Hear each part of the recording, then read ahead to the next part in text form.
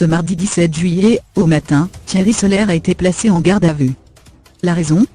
Soupçonné de favoritisme, il doit être entendu sur l'embauche de l'épouse d'un de ses anciens patrons, et sur des prénoms déclarés.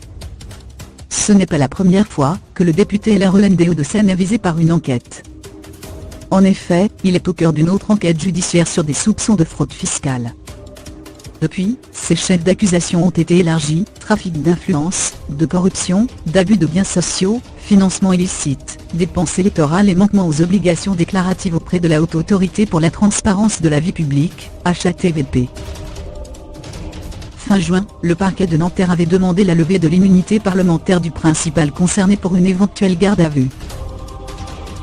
Thierry Solère, lui-même, avait adressé une lettre au président de l'Assemblée lui demandant également de lever son immunité. Le bureau de l'Assemblée nationale a validé cette demande unanime le 11 juillet dernier. En garde à vue, Thierry Solère doit être entendu sur son abus de position dans le but de favoriser des entreprises avec qui il travaillait. La justice souhaite également l'entendre sur l'embauche en tant qu'assistant parlementaire de l'épouse d'un de ses anciens employeurs. Une affaire qui rappelle celle de François Fillon.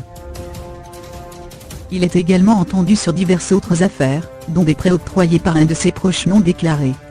Autant d'accusations que le député Thierry Solère a très vite réfutées. Questionné par Le Monde, son avocat a affirmé. Il y a eu des prêts enregistrés notariés, transmis à la HATVP, et ils ont été remboursés pour la plupart, et c'est en cours pour le dernier.